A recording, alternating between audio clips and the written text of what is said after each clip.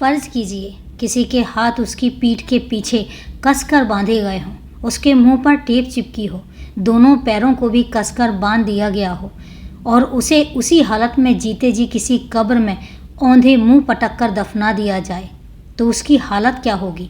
ऐसे किसी मंजर के बारे में सोचकर भी रोंगटे खड़े हो जाते हैं। किसी का दम घुटना अपने आप में कितनी भयानक बात होती है, लेकिन अगर हर सांस के साथ नाक और मुंह के रास्ते रेत और मिट्टी किसी के फेफड़ों पर भरती रहे तो उसकी कैफियत क्या होगी, क्या हालत होगी उसकी, और कितनी दर्दनाक होगी उसकी मौत। तो दोस्तों चलिए आज जानते हैं इस पूरी कहानी को। उससे पहले मैं यही कहना चाहूँगी कि आपका क्राइम चैनल पर स्वागत है और सबसे पहले अगर आप अपने इस परिवार में नए हैं तो चैनल को सब्सक्राइब करना मत भूलिए और इसके अलावा बेल आइकन ज़रूर प्रेस करिएगा और इसके साथ ही वारदात के बारे में जो भी आपकी राय है वो कमेंट करके हमें ज़रूर बताइएगा, क्योंकि हमें आपके सहयोग की बहुत ज़्यादा ज़रूरत है। तो चलिए दोस्तों शुरू करते हैं आज की कहानी। उसका नाम जस्मीन कौर था। वो ऑस्ट्रेलिया में नर्सिंग की पढ़ाई कर रही थी। 21 साल की जस्मीन एक रोज़ अचानक गायब हो जाती है। पुलिस तफ्तीश शुरू करती है और उसके पुराने बॉयफ्रेंड को पकड़कर उससे पूछताछ करती है और तब वो लड़का एक चौंकाने वाला खुलासा करता है। वो पुलिस को बताता है कि जस्मीन अब इस दुनिया में ही नहीं है, उसने सुसाइड कर लिया है और उसी ने जस्मीन की लाश को दफन किया है। और जब पुलिस जस्मीन की लाश को ज़मीन से बाहर निकालती है तो सामने आती है एक नई सनसनीखेज कहानी। ऑस्ट्रेलिया के शहर एडिलेड में कर रही नर्सिंग की पढ़ाई 21 साल की जस्मीन कौर को कुछ ऐसी ही मौत की सज़ा मिली। ऐसी भयानक मौत जिसकी सच्चाई जानकर ऑस्ट्रेलिया के तेज तर्रार पुलिस वालों और जज के भी होश उड़ गए। अदालत में इस हत्या को अनकॉमन लेवल ऑफ क्रुएल्टी यानी स्वाभाविक किस्म की बर्बरता करार दिया गया और जस्मीन के कत्ल के गुनहगार को ताउम्र कैद की सज़ा सुनाई गई, यानी जब तक वो जिंदा है तब तक सलाखों के बाहर नहीं आ पाएगा। लेकिन आखिर जस्मीन का कत्ल क्यों हुआ, उसे इतनी भयानक मौत क्यों दी गई, इसके साथ ऐसा करने वाला कौन था और इस भयानक कत्ल का राज कैसे सामने आया। तो आज वारदात में आपको एडिलेड में कातिल का शिकार बनी जस्मीन की पूरी कहानी तफ्तीश से बताएंगे। हमारा दावा है कि बर्बरता की ये कहानी सुनकर आप भी उतने ही हैरान होंगे कि जितने इस वक्त ऑस्ट्रेलिया के लोग हैं। इत्तेफाक से यह कहानी के दोनों ही किरदार यानी कातिल और मकतूल भारत से हैं, यानी दोनों मूल रूप से भारतीय हैं। 5 मार्च 2021 नॉर्थ प्लिप्टन एडिलेड। यही वो तारीख थी जब जस्मीन कौर अपने वर्क प्लेस यानी अपने दफ्तर से रहस्यमयी तरीके से गायब हो गई। नर्सिंग के स्टूडेंट होने के साथ वो साउथ ऑस्ट्रेलिया के नॉर्थ प्लिम्पटन में मौजूद एक ओल्ड एज होम में काम भी करती थी। एडिलेड में अपने अंकल आंटी के साथ रहने वाली जस्मीन रोजाना की तरह इस दिन भी तय वक्त पर अपने वर्क प्लेस पर पहुंच गई थी। लेकिन इसके बाद जब वो देर तक घर नहीं पहुंची तो उसके घर वाले भी परेशान हो गए। उन्होंने जस्मीन से संपर्क साधने की कोशिश की, लेकिन उसका फ़ोन लगातार स्विच ऑफ आ रहा था और तब वो अपने तौर पर जस्मीन को ढूंढकर हार गए। तो उन्होंने अगले दिन पुलिस के पास जाकर जस्मीन की गुमशुदगी की रिपोर्ट दर्ज करवाई। पुलिस ने इस सिलसिले में रिपोर्ट दर्ज करने के बाद जस्मीन की तलाश शुरू कर दी। सबसे पहले पुलिस उसी जगह पर पहुंची जहां से वो गायब हुई थी, यानी जस्मीन का वर्क प्लेस। इत्तेफाक से किसी ने भी उसे वहां निकलते या फिर किसी के साथ जाते हुए नहीं देखा था, लेकिन इस जगह पर सीसीटीवी कैमरे में जस्मीन के गायब होने वाले दिन के एक संदिग्ध कार की तस्वीरें जरूर कैद कर ली थी। अब पुलिस इस कार के नंबर के सहारे उसके मालिक तक पहुंची। कार के मालिक ने वारदात वाले दिन यानी 5 मार्च को उस ओल्ड एज होम की तरफ जाने की बात से ही इनकार कर दिया, लेकिन उसने इतना ज़रूर बताया कि उस दिन उसकी कार उसका दोस्त और फ्लैटमेट तारिक जोत सिंह जरूर मांग कर ले गया था। अब पुलिस तारिक जोत सिंह के बारे में जानकारी जुटाने लगी। इसी बीच पुलिस को अपने बही खातों में भी तारिक जोत का नाम मिल गया था। 21 साल का तारिक जोत पहले जस्मीन का बॉयफ्रेंड हुआ करता था, लेकिन जस्मीन से हुए ब्रेकअप के बाद से वो लगातार उसका पीछा कर रहा था और उसे परेशान भी करता था। असल में जस्मीन ने इस सिलसिले में एडिलेड पुलिस के पास एक शिकायत भी दर्ज करवाई थी, जिसके बाद पुलिस ने भी तारिक जोत को न सिर्फ चेतावनी दी थी बल्कि जस्मीन से दूर रहने को भी कहा था।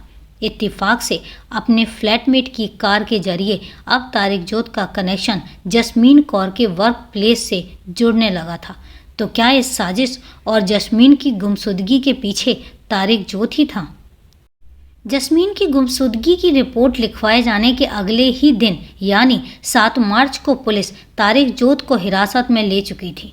पहले तो वो जस्मीन से मिलने मिलाने की बात से ही इनकार करता रहा, लेकिन जब पुलिस ने उसका सबूतों से सामना करवाया तो उसने मान लिया कि उसने जस्मीन को उसके वर्क प्लेस से पिक किया था। लेकिन थोड़ी दूर जाने के बाद पूछताछ के बाद उसने ये भी कहकर पुलिस वालों को चौंका दिया कि अब जस्मीन इस दुनिया में नहीं है, उसकी मौत हो चुकी है। तो क्या उसने जस्मीन का कत्ल कर दिया था? तारिक जोत की माने तो नहीं। तारिक जोत लगातार ये कह रहा था कि जस्मीन ने खुदकुशी कर ली थी और उसने बस उसकी लाश को एक कब्र में दफना दिया था।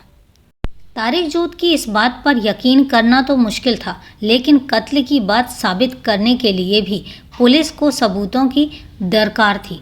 अब तारिक जोत पुलिस को उस जगह पर लेकर गया जहां उसने जस्मीन की लाश दफनाई थी। ये जगह एडिलेड से करीब 400 मील यानी करीब 643 किलोमीटर दूर थी। फ्लिंडर्स रेंज इलाके में हाईवे से थोड़ी ही दूरी पर एक सुनसान जगह पर तारिक जोत ने जस्मीन की लाश को दफनाया था।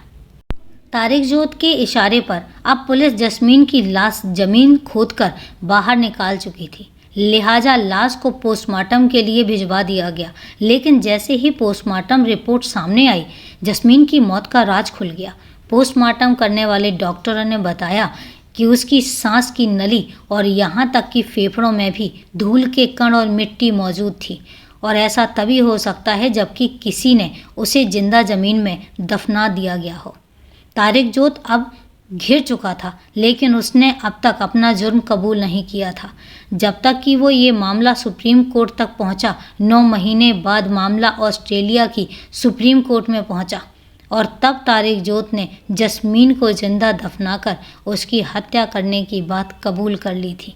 लेकिन इसी कबूलनामे के साथ उसने जस्मीन के कत्ल की जो कहानी सुनाई वो रोंगटे खड़े कर देने वाली थी। पुलिस के मुताबिक उसने बिल्कुल ठंडे दिमाग से जस्मीन की जान लेने की साजिश रची थी। वो जस्मीन के ब्रेकअप कर लिए जाने के बाद से ही बदले की आग में जल रहा था और उसे हर हाल में इसका सबक सिखाना था। कुछ इसी इरादे से उसने 5 मार्च को जस्मीन को अगवा कर लिया, लेकिन कब पकड़े जाने से बचने के लिए उसने इस काम में अपने फ्लैटमेट की कार का भी इस्तेमाल किया। वो उसी कार से जस्मीन के वर्क प्लेस पर गया। वहाँ से वो जस्मीन को अपने साथ चलने के लिए राजी करने में कामयाब हो गया, लेकिन इसके बाद बीच रास्ते में ही उसने पहले तो जस्मीन के हाथ पैर बांध दिए, उसे अपनी कार की डिग्गी में बंद कर दिया और फिर करीब 643 किलोमीटर का सफ़र तय कर एक सुनसान जगह पर पहुंचा, जहां उसी हालत में उसने एक कब्र खोदी और फिर जस्मीन को उसी कब्र में जिंदा दफन कर दिया।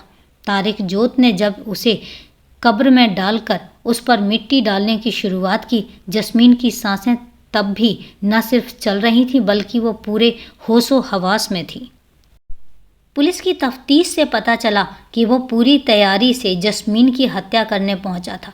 जस्मीन को पिक करने से पहले उसने एक दुकान से उसके हाथ पांव बांधने के लिए केबल टाई खरीदी थी और मिट्टी खोदने के लिए एक फावड़ा भी लिया था। पुलिस ने जब तारिक जोत की निशानदेही पर उसकी लाश कब्र से खोदकर बाहर निकाली, तब भी जस्मीन के हाथ और उसके पीठ के पीछे बंधे हुए थे।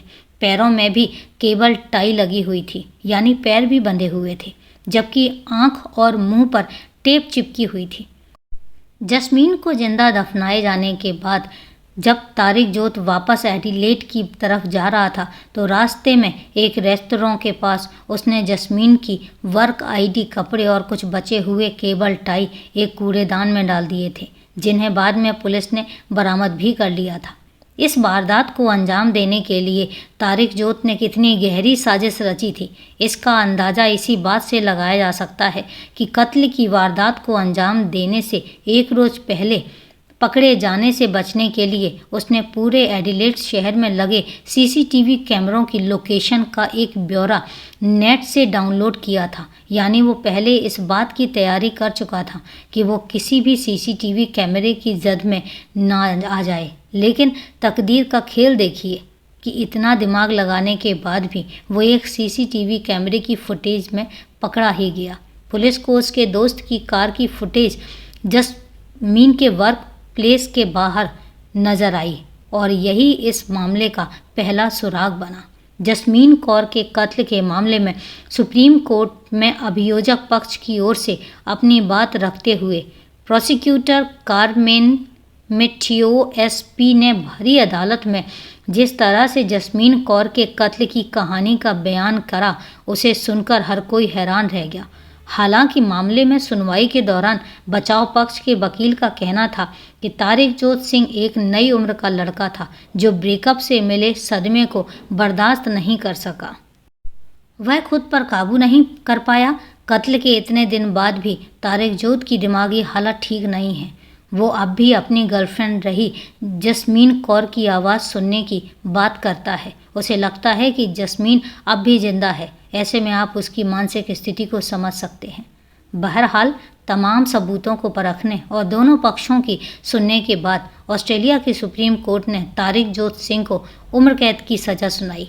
जज ने यह साफ कर दिया कि उसे पेरोल मिलने और ना मिलने और उसकी समय सीमा तय करने का फैसला अब अगले महीने लिया जाएगा और इसके बाद अगले महीने पेरोल देने और जमानत देने दोनों पर रोक लगा दी गई ताकि तारिकजोत उम्र भर बाहर ना आ सके। तो दोस्तों, ये थी पूरी कहानी। अब कहानी के बारे में आपकी क्या राय है कमेंट करके ज़रूर बताएं।